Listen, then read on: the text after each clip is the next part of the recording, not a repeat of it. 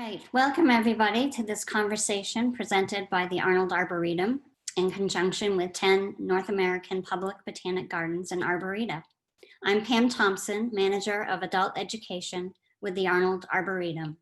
Our host is Jonathan Damery, editor of Arnoldia, the Arnold Arboretum's quarterly magazine. Jonathan earned a Bachelor of Science degree from Illinois State University and studied literary nonfiction at the University of Minnesota, where he earned a Master of Fine Arts degree in creative writing. Jonathan's connection with the Arnold Arboretum has spanned over a decade. He has held positions as a horticultural intern, curatorial fellow, and curatorial assistant prior to accepting his current editorial position.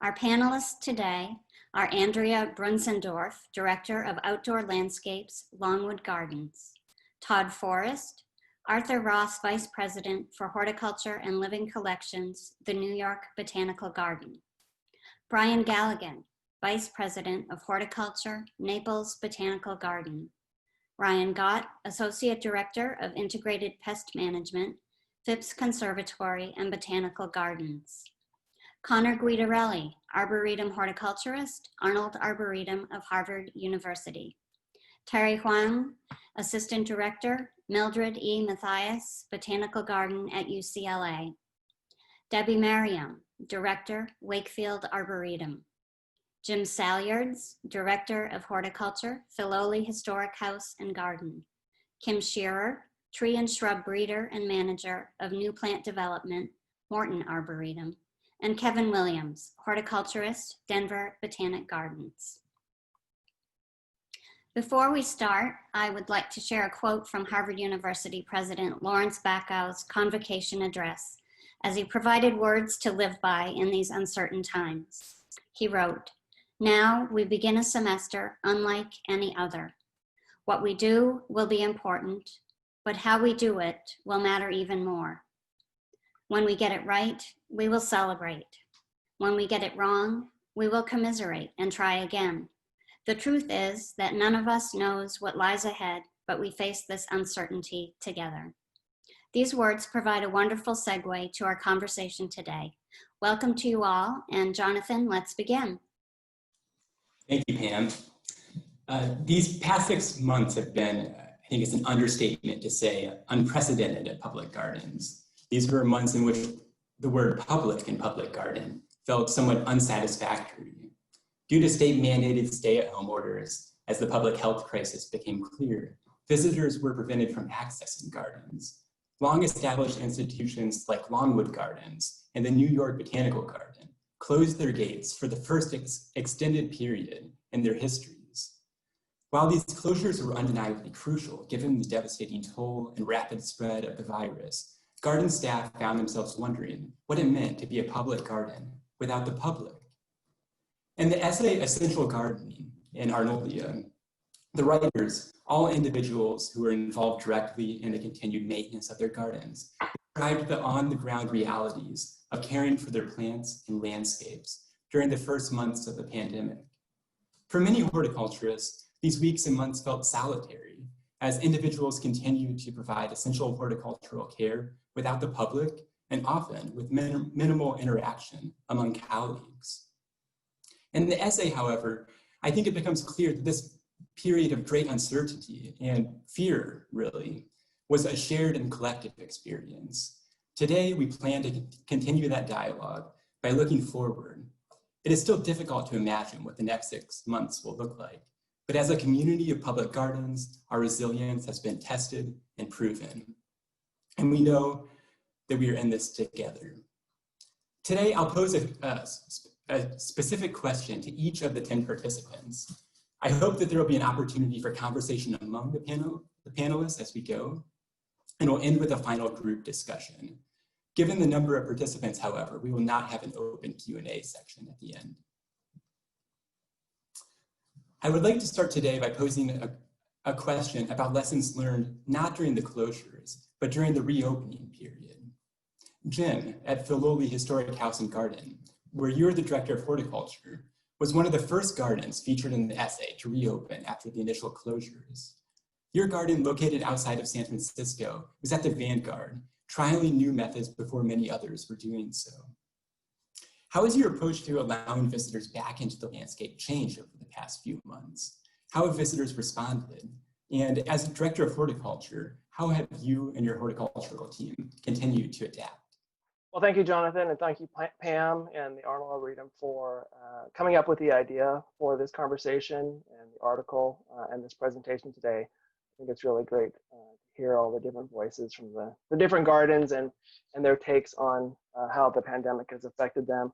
But to answer your question, first I'd like to thank the American Public Garden Association, because they really became a clearinghouse and a resource for all of the member gardens, particularly in their sharing of reopening plans. As gardens started to develop their reopening plan, that gave a lot of us a template to start creating the plan for our individual gardens.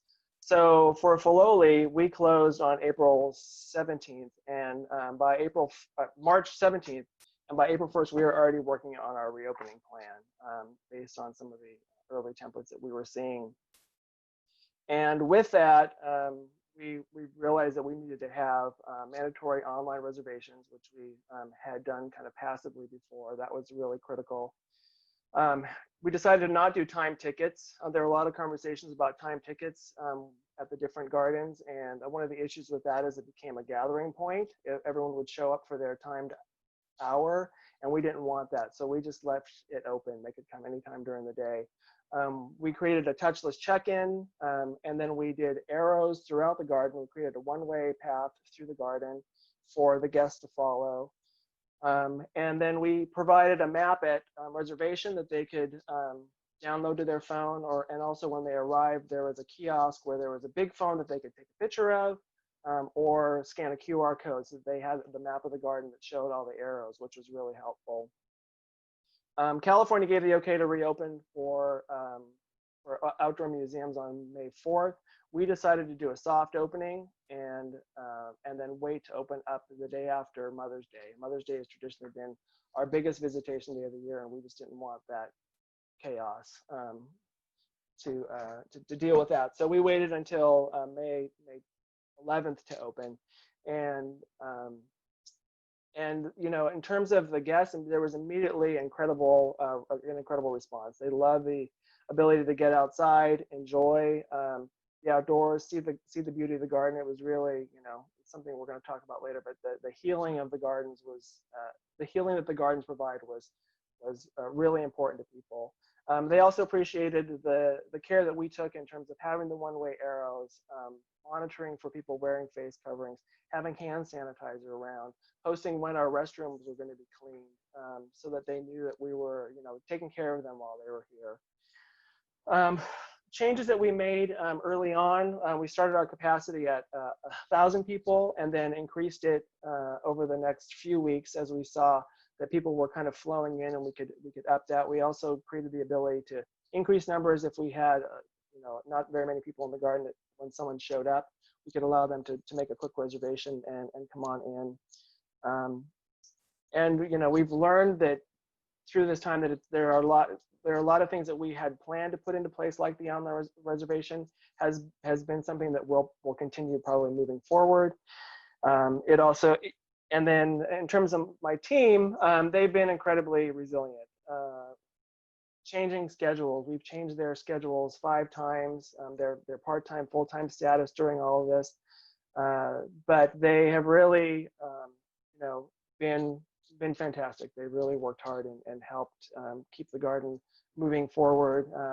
Without volunteers, short-staffed in different ways over time. So it's overall worked really well, and they've been fantastic. Great. Thank you.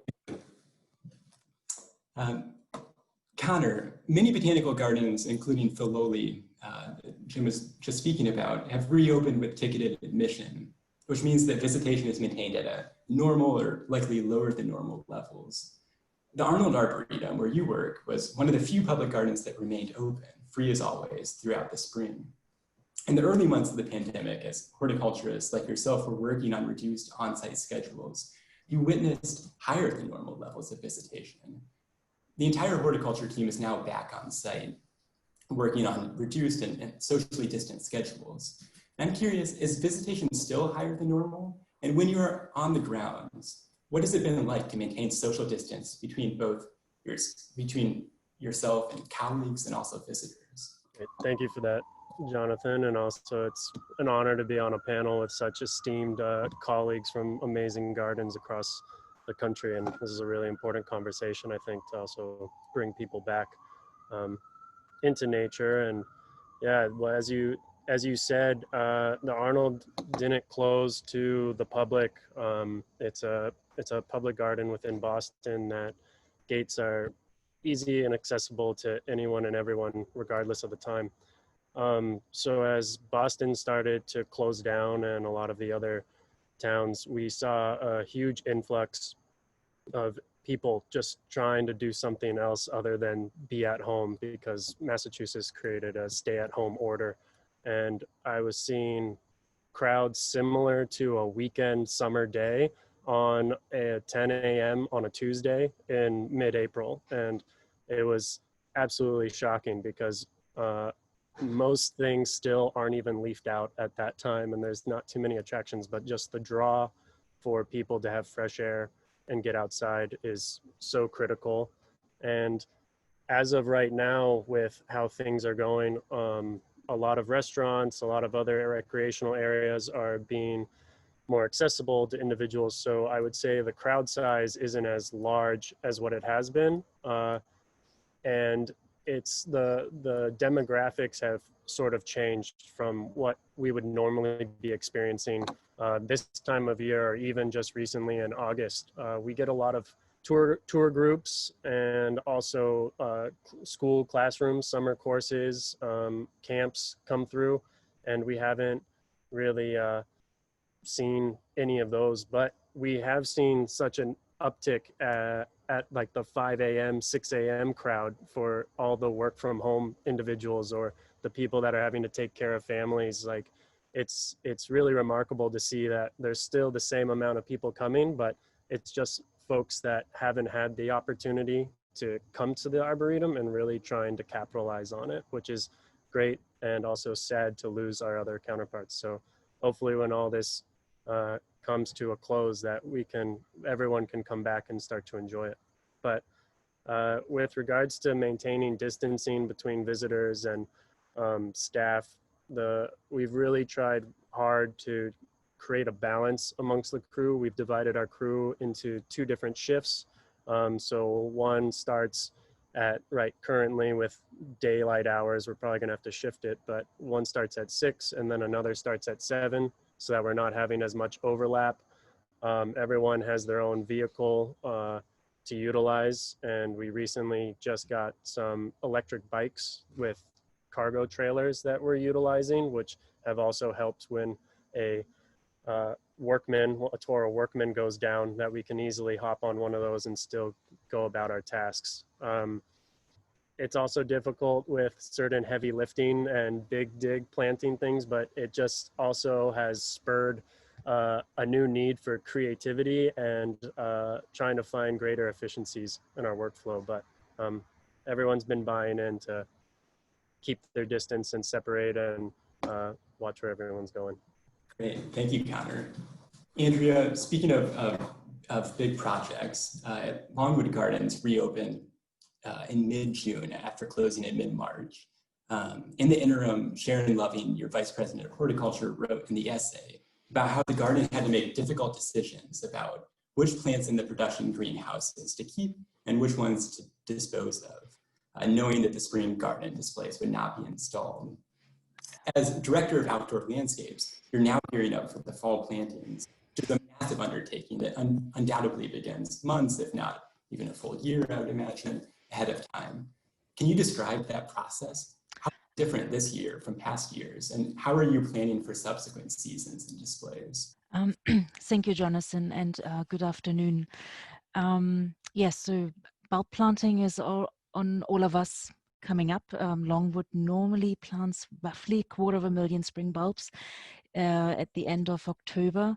And this year, the picture will be very different. We will missing over 500 hours of corporate volunteers and students and interns. So back in August, we were starting to think about getting our heads around developing a strategy, how we can balance that shortfall and still be able to have a spring bloom season, as we lost the last one, so to say, and we had to, no one really saw our bulb display. So we were hoping, we are in the process of recruiting from our over 600 volunteers that currently don't have the opportunity to be with us on site, and creating these kind of volunteer project days where we can have them to support our bulb installation on the most prominent flower garden walk, which is like 600 feet long double border, which will be filled with bulbs, hopefully. And so we were hoping to engage with our over 600 volunteers and putting together small little groups have them twice a day, so we can also and keep the numbers relatively small so we can allow social distancing. And so we're kind of hoping to make good of those hours that we don't currently have through corporate volunteer groups and interns. And another thing we are doing much more proactively is pulling horticulturists from other sections of the garden towards those kind of priorities that are with regards to our displays. And then also, that's kind of a change of operations. Normally, the flower garden walk would be open for guests to interact with the horticulturists whilst they're planting the bulbs. This year we decided to close the walk whilst we are doing that activity to ensure social distancing from most inquisitive guests, but also to give our horticulturists more room to work and to ensure we can follow all our safety procedures.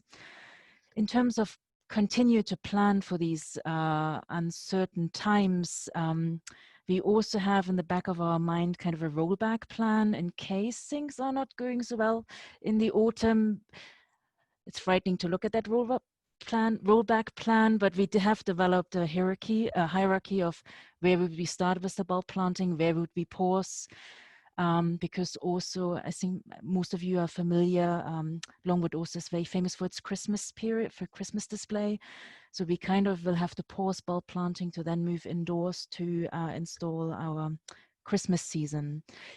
But when we're looking at our displays, and as you mentioned, yes, we plan our displays out a year ahead, we really went back and modified our displays. Might it be bulbs, might it be summer planting, might it be our Christmas display. We really sat down together with the display horticulturist and modified our plans, simplified them, but in a way that maybe visually the guests might not notice that change. We've worked in some other efficiencies, and it's been a really good process of tapping in again into the talent of our horticulturists, of this kind of strategy process, and kind of really utilizing their knowledge and experience to hopefully build a plan that will work out. I think we're pretty confident. And then, so when we're looking at the future in terms of our display planning, we also working on something a little bit different now. We are only budgeting out by quarter, which means, again, in our plans, we have kind of pull-out dates, like we need to have certain decision made by a certain date. So we know, are we going to grow this crop? Are we going to bother with this or not? So we're having these kind of date sets, as well as a quarterly budget gives us that opportunity. Hey, if the situation improves, we can ramp up our capacity. Then also our budget can increase, so we can kind of adopt a bit quicker to that instead of having an annual budget. So yes, that's exciting times ahead, and but we are quite confident. We've worked through the summer, provided a summer display in many of our areas that really worked out well. So I think with more practice now, we'll be able to get the autumn on the go. So hopefully, yes, spring will be here next year. Thank you. Yeah, sounds like a massive amount of coordination that goes into all of that. Todd, at the New York Botanical Garden, you oversee another very large horticultural operation. In your essay, you wrote about a Sunday evening in mid-March when you called all 70 of your horticulturists, letting them know about updated schedules. 12 members of the team would come in the following day. And I would imagine now that the garden has begun to reopen in a limited capacity, or has reopened in a limited capacity, that expectations for maintaining business as usual appearances on the grounds are still pretty high. Would you be willing to talk about how your team has continued to think about scheduling and staffing? Have members of your horticulture team highlighted any positive changes that they would like to continue after the pandemic? Yeah, of course. Well, again, thank you, Jonathan. Thank you, Pam. Thank you, co-panelists. This is a great opportunity. I love hearing from all of my colleagues across the country and learning from their experience, because we're all kind of still figuring it out, and we're all looking forward, wondering what's coming down the pike. And for those of you who are on the call who aren't familiar with the garden, context is everything in this case. The garden is in New York City, of course, and in the Bronx. And New York is the most seriously impacted city in the world by COVID-19, and the Bronx is the most seriously impacted borough of New York City. So this was all unfolding. Our horticulture story was all unfolding in the middle of really quite a terrible human story in New York City. And so our first concern was for the health and safety of our staff, of course. And our first concern was to figure out how we could get people here to take care of the garden. We're 250 acres. We have 2 glass houses and 50 gardens and displays, and it was the eve of spring. And so we had to work to figure out how to do the bare minimum in March in a way that was sort of safe. And it was a fascinating process. It really was, because we had never asked those questions before. We had never asked ourselves, what does it take bare minimum to keep the garden from kind of falling apart in March and April and May and June and July, et cetera, et cetera. So we worked with partial staff, a very small staff in March and April, and we grew sort of slowly over time, and we were fortunate to be able to return in horticulture to full on-site staff at the beginning of June. And it's completely transformed the way we see ourselves, I think.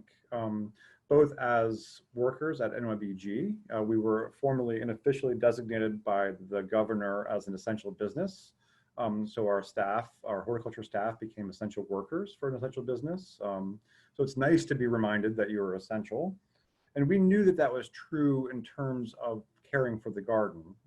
We have a number of very experienced staff members. But I think what we've learned is that the reason why NYBG is an essential business, just like all of the gardens on this panel and all of the gardens across the country, is that we provide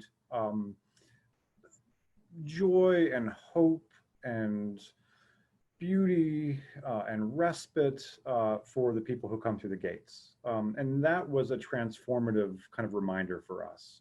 Those of us who work in public horticulture often bemoan the impacts of the public on our gardens and our spaces. But those of us who work in public horticulture have been reminded through this process that we are here for people. And so to be reminded that to learn that we are essential was transformative. The other thing that we learned, and I think will carry us through going forward, is that we're really inveterate. We're very picky at NYBG, just like many of you are. We're micromanagers. We don't leave a lot to chance in our work. And you had to let a little bit of that, or maybe a lot of that, kind of go away, which was painful for some of us, but ultimately revealing. What we learned, of course, which we knew and maybe should have tapped into more, like Andrea was just saying, is that our staff really don't need very much direct supervision. They don't really need to be told on any given day what to do.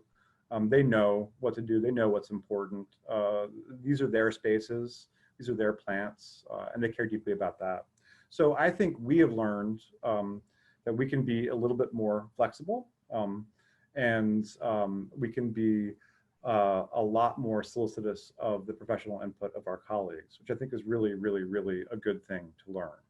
So we're still in the middle of it. The garden opened to the public on July 21st. Our conservatory, the Inn & a Half Conservatory, just opened to the public, was it yesterday, Tuesday? And we're still planning the fall. So again, these lessons, which are very much in the front of our mind right now, I think will come in handy as we power through this going forward. So let's hope that we're not tested again. And I know that we'll all come through this at the end much better horticulturists and much better people for it. Thank you, Todd. Yeah, it absolutely seems like in the process of doing this that we're all becoming, as institutions, becoming much more, I think, adaptable. And it does seem clear that we'll come through it no matter sort of what happens this fall or this winter. Brian, Naples Botanical Garden, where you are the Vice President of Horticulture, reopened in early July. In your essay, you mentioned that your full team of horticulturists remained on site but socially distanced throughout the early months of the pandemic. This afforded unique opportunities to do larger projects that would have been harder to complete when visitors were in the landscape. This sounds like a good example of finding at least a small boon amidst the closures and everything else. Can you say more about some of those projects? With the limited number of visitors that are now allowed into the landscape, with ticketed admission, have you continued to find unexpected opportunities to continue with any special projects during this period? Thank you again. Very esteemed crowd I'm talking to. So we are a tropical garden, and this is our rainy season. So fortunately for us, it is fairly lacking in visitors this time of year. But with being completely closed, it really made it an opportunity for us to kind of do a lot of editing of our collections, evaluating what we have, removing a lot of things that maybe just kind of weren't warranted in the landscape. And then being the rainy season, we actually planted hundreds of plants back that have just been awaiting getting in the gardens. We were able to kind of leave a lot of piles around as we, renewal pruned. As we don't do any shearing or anything like that. We do renewal pruning. So we were able to kind of, actually, this is our second round now of renewal pruning because we did it much earlier than typical. We moved a palm in one of our gardens the other day that had a 20,000 pound root ball. So pretty substantial move, kind of an all day endeavor. Not something we typically do with guests in the garden. And then having determined routes and not having volunteers really allowed the gardeners to focus kind of on the route and kind of drop the threshold of our detailing in some of the other areas. We have an exhibit going in now for our upcoming busy season. So it's kind of giving the team a little bit of inspiration in what's to come. And we're going to be doing away with our routes as that exhibit opens. So I think kind of getting back to focus on the entirety of the experience is a little bit frightening, but also exciting to have visitors in the gardens. And we have had actually higher than normal visitation, and a lot of it is families and a whole different dynamic audience. So it's actually been really neat in that respect. Thank you, Brian. I want to be mindful of the time, but I am curious if others at other institutions found similar things during those initial closures, that you're actually doing things that you wouldn't have been able to do normally. We got a lot of pruning done in the conservatory. Mm-hmm.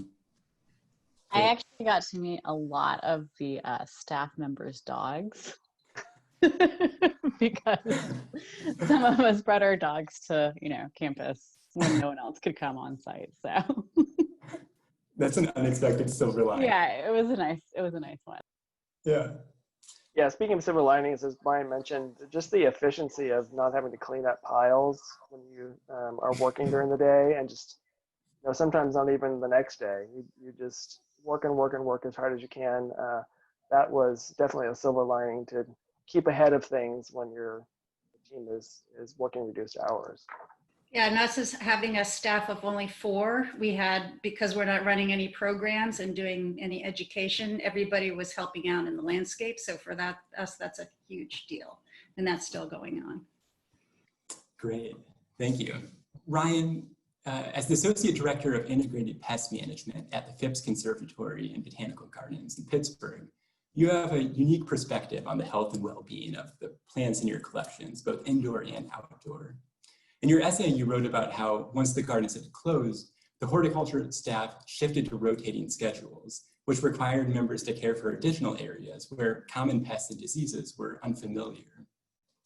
These changes made you and others both at Phipps and elsewhere, recognize the need for additional cross-training among staff.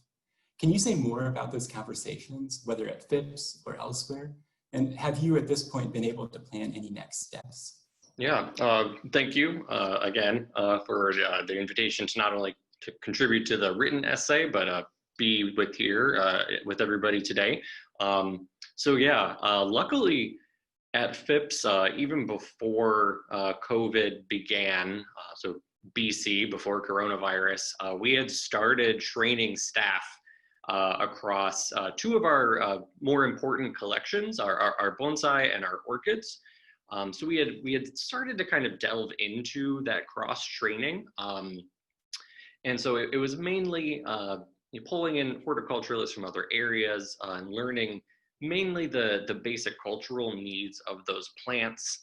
So mainly watering, fertilizing schedule, sort of with the expectation of you could fill in for a little while we have to look for a new employee or something like that.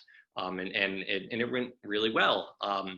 And so then flip a few months ahead, while we were working in those shifting on and off-site groups,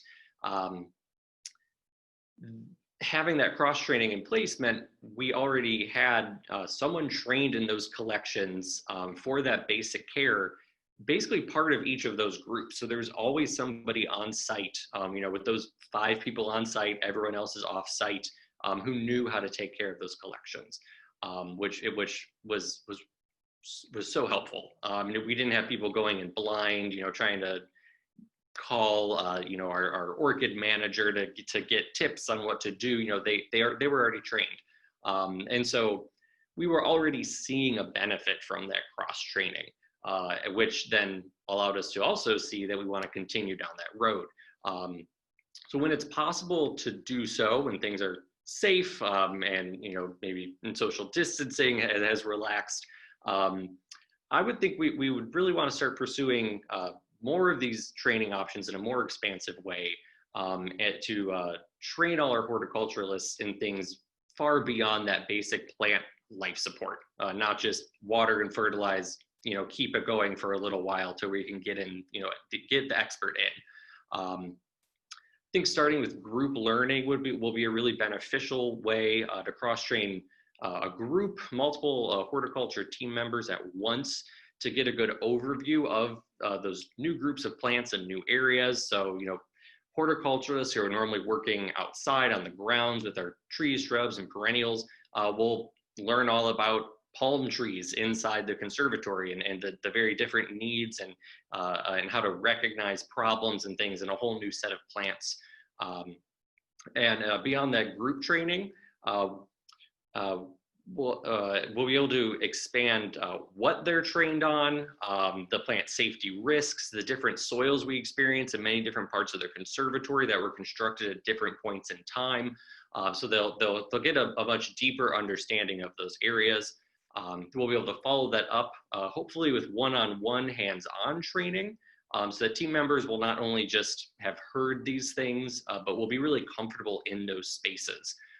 They'll get to engage with what they've learned about that space, and that will provide us with an actual knowledge redundancy, an intimate understanding of those plants and that space, so that in this sort of situation we have there's never a question that there's someone who can jump in and really understand what's going on, and is aware of much more beyond this gets watered every 2 days. They recognize nutritional problems, or they know that there's a plant that we watch that has a risk of has a limb risk or something on a tree that we're monitoring. They're able to recognize those things, and so all of these things are also really beneficial to not only the organization, but in that it is also continued education and enrichment to our staff, because obviously throughout all of this we want to keep caring for our plants, but we want to keep caring for our people. And it's so important to keep providing that, and allowing those horticulturalists to keep growing and engaging in those different parts of the garden. And I know beyond Phipps, there are lots of other gardens are thinking about this kind of cross training. Some places I know we're engaging in it even before coronavirus, so it's great to hear from people on this sort of thing. And then my big picture final thought through all of this has been just what else can we do? How do we ensure that that we are and that we remain resilient in our capacity to care for our plants through any potential future situation that may come up? And in the face of such a rapidly changing world with the climate crisis and all of these things happening, what else can we do to make sure we retain that resiliency? I think ultimately answering those questions will be the way that gardens will just keep moving forward. Yeah, it certainly seems like these conversations will have implications that extend well beyond the duration of the pandemic. Kim, as the tree and shrub breeder at the Morton Arboretum outside of Chicago, your work relies on accessing plants at very specific times throughout the growing season. In your essay, you wrote about evaluating magnolia hybrids for late season frost. And your work also requires access to plants at specific times in the spring and summer for performing controlled pollination. This is not to mention the limited windows available for collecting seeds, cuttings, and other propagation material. Can you describe how the initial closures impacted your normal workflow? Have you been able to test any new procedures? And if so, do you imagine that any of those new methods will persist beyond the pandemic? Yeah, thank you, Jonathan, again, for inviting me to contribute to the essay, and to Pam for getting all of this organized into the Arnold Arboretum. In answer to your question, was my work interrupted? So yeah, as you know, things are happening in the spring, and luckily I was able to complete all of my winter crosses in the glass house.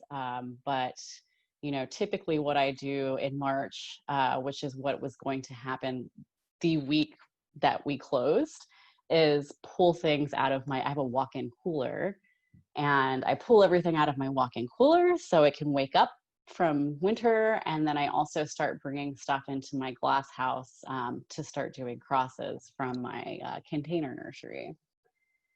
But since I couldn't access anything, I couldn't do any of that for a while.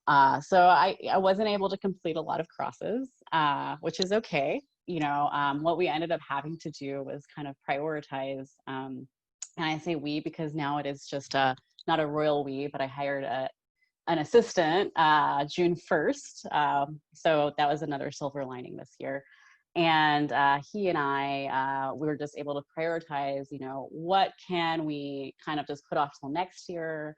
What can we, pick up right now, and, what needs to be done today and what needs to be thrown away. And that's basically what we did. So while we are caught up on all of our major goals for the year as far as breeding projects go, kind of all the tentative projects or the things that we're kind of exploring or the things that kind of got left by the wayside, right? So we're mostly caught up, and we did everything we needed to do, but now we're kind of throwing out all the things that we couldn't get to.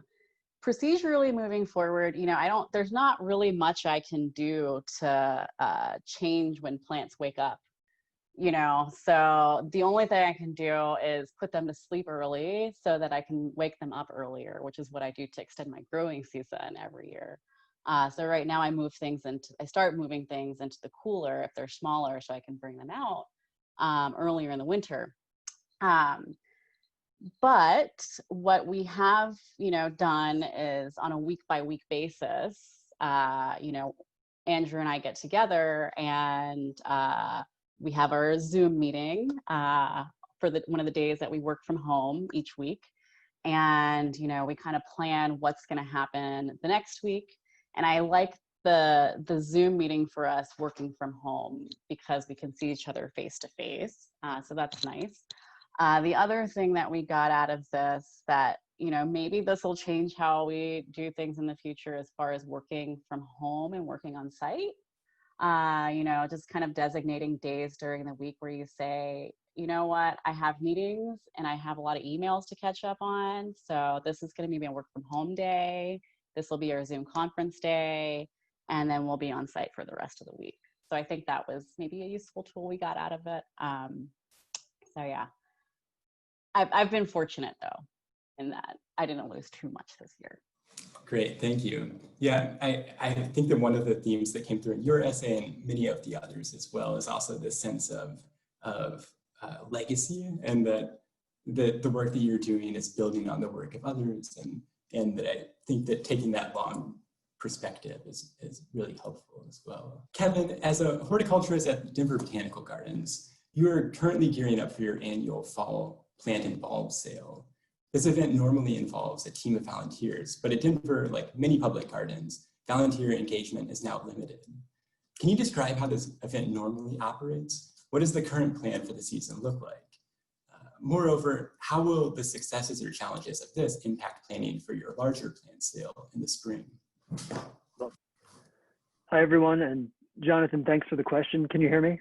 So, it's kind of the case of how the successes and the challenges that we faced through our spring plant sale this year have affected how we're running our fall plant and bulb sale. Something that I didn't mention in my contribution to the article was that when I retreated to the lilac garden, it was also as a break from our spring plant sale, which had been shifted from a 2.5-day in-person sale where people would come to the gardens and shop to an online order and pickup sale, which just increased our labor immensely. While our primary labor force, our volunteers, were just completely deactivated.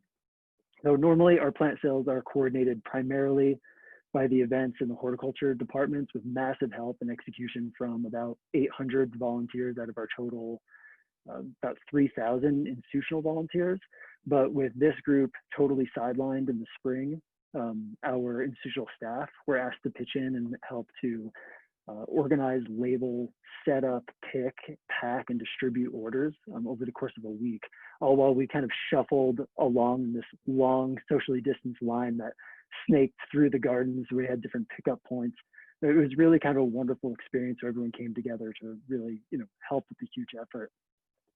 So looking at it, even though we had to reduce our offerings by about 30,000 plants, which is reducing our sales by about 50%, and our staffing, our available staffing, by about 70%, we still had a really successful spring sale. There was huge community interest and support. And since we now have access to our volunteers again and are bolstered by the experience of a safe and successful spring sale, we're able to go into our fall sale even more boldly. So we're actually increasing our volunteer numbers from about 50 to 170, which is in part to help deal with that huge amount of extra labor that we have to go through to, pick and pack and sort and then distribute those things. We're also increasing the number of plants, the units that we offer, by about 4,000 or 5,000. So we're going to try and go in hard to, recoup some of the losses that we did feel by having to reduce the spring sale so much. Beyond our special event plant sales, while our institution-wide volunteer engagement is definitely more limited, as our educational programs and different engagement opportunities are really lower, we've been able to invite back almost our entire horticulture volunteer corps. We were without volunteers until June 1st, which meant that we were just absolutely drowning in those late winter, early spring operations. So having them back really makes our team feel, whole and all together. And I always knew it, but it really felt kind of deeply and more emotionally how dependent I am on my volunteer teams for just physically allowing me to accomplish the many acts of gardening that I'm responsible for, which allows me to free up all sorts of psychic and mental space to deal with all of my other responsibilities. So I think, Mr. Gott, you said in the article that we really missed our volunteers, and that just resonated with me, fully. I felt that all spring, how much I missed them and all the emails that we get from them asking when they could come back and when we could kind of work together again. So now we're looking into the fall and how we're going to outline our policies and procedures to invite the volunteers back to work in the conservatory, our greenhouse and headhouse spaces, to work with seed cleaning and cataloging and plant records where we're really going to need them too. Great, thank you, Kevin. It's good to hear that at Denver and at Longwood, and I imagine as some of the other gardens as well, that you've been able to figure out ways of bringing these volunteers back into it, because they really are essential to making sure everything happens. Terry, when you were initially drafting your essay for essential gardening, you just finished a fellowship at Filoli. You've since moved to Los Angeles and started as assistant director at the Mildred E. Mathias Botanical Garden, a 7-acre oasis tucked in the campus of UCLA. You arrived after the spring semester had ended, but you are now in the middle of a college campus that is gearing up for an unusual and, I would imagine, tense semester. Can you talk about what it is like to be starting at a moment like this? To what degree has the garden traditionally functioned as a living laboratory for classes? And what will that function look like this year? And also, how have those changes required adaptations from your horticultural staff? Yeah, thank you, Jonathan and Pam. It's definitely an odd time to be starting a new job. When I first applied, it was before the state had a lockdown, and it was unclear if this position would stay open or would, hire. And very fortunately it did. And so I'm here and I'm very happy to be here. I've been here for about 3 months now. So while I'm getting a lay of the land, the pandemic has been putting some twists into how we do things. And I think mostly for my colleagues, they get a feel of those twists. But for me, this is my baseline. So I guess that's the silver lining where this seems like normal. But what's unusual about kind of our situation is that the garden was open during the beginning of the pandemic to allow the community to be able to see the garden. So the garden itself is park-like. We're free to the public, and it's generally pretty much open all week long. But because of recent campus policy changing due to a small number of students physically coming back to campus, campus is trying to deter the general public and non-essential staff and people from visiting. So we have much less visitation because of that. And it also means we don't have volunteers, we don't have large events or gatherings or events, so it's a lot more quieter. And what's another silver lining, I think, for me is we're adjacent to the medical buildings, so the majority of the visitors that are allowed in and who do visit are the medical essential staff. So that's really nice to see that they're able to come into the garden and take a break before they have to go back to work.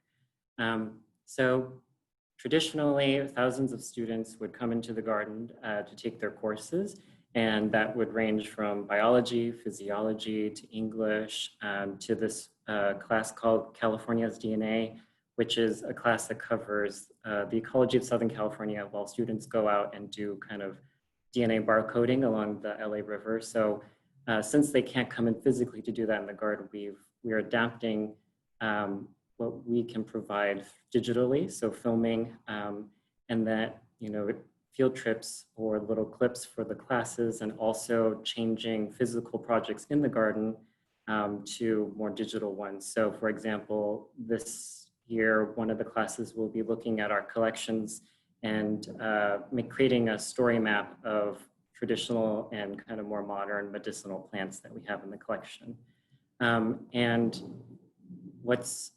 I'm also creating these little webinar classes for our volunteers to keep them engaged and to educate them. So it's kind of great to be able to do that. So we have a nice foundation and shared knowledge across everyone. So the foundations of botany, climate and biomes, whatnot. So that way, when the volunteers come back into the space, we can interact with the public at the same base level and information.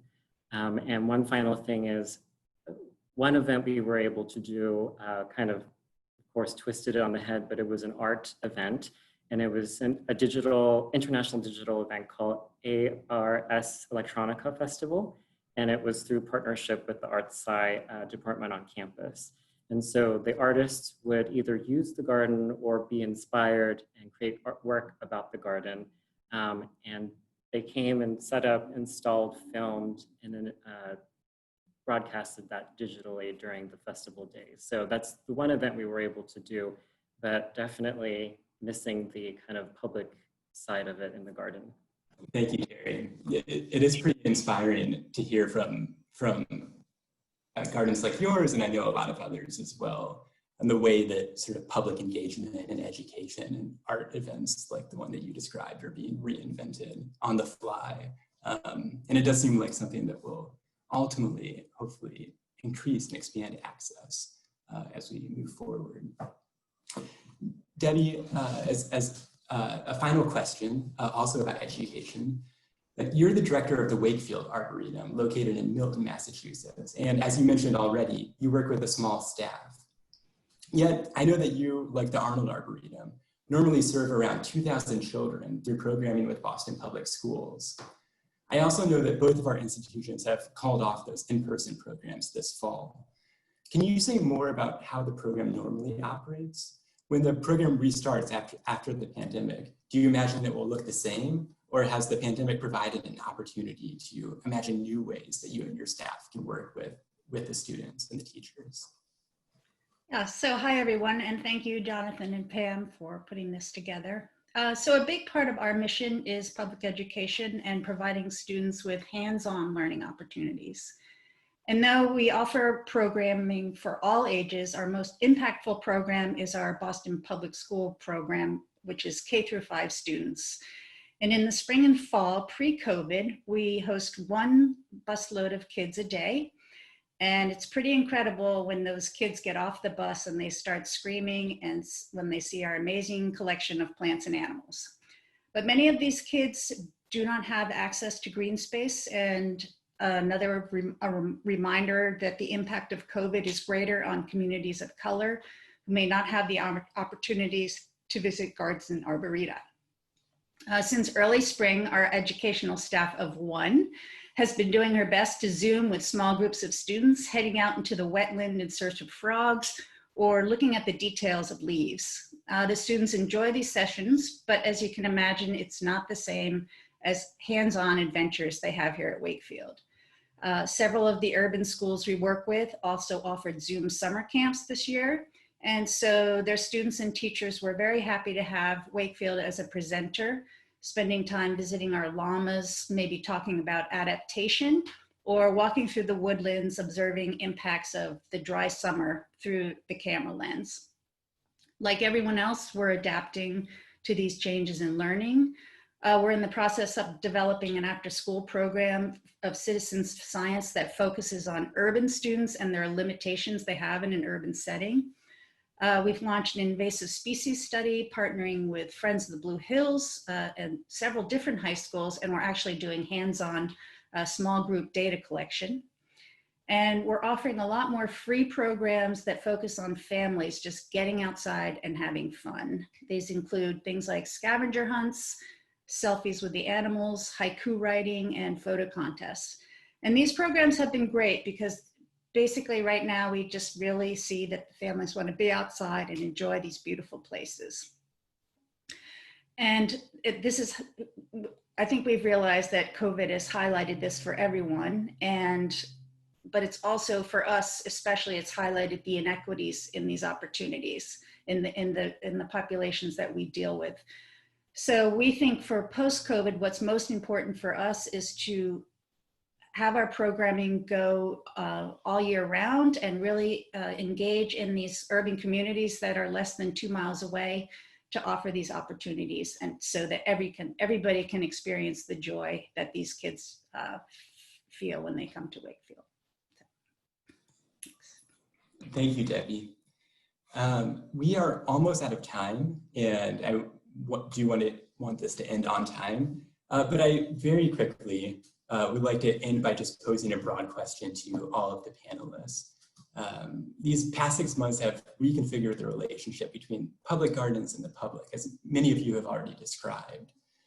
And I know that some of you have touched on this already, but I would like to hear just a few additional thoughts more broadly about what the pandemic has revealed about the fundamental relationship between the gardens and the public. In short, what is the role of public gardens in 2020? Have you recognized new things, new aspects of that role?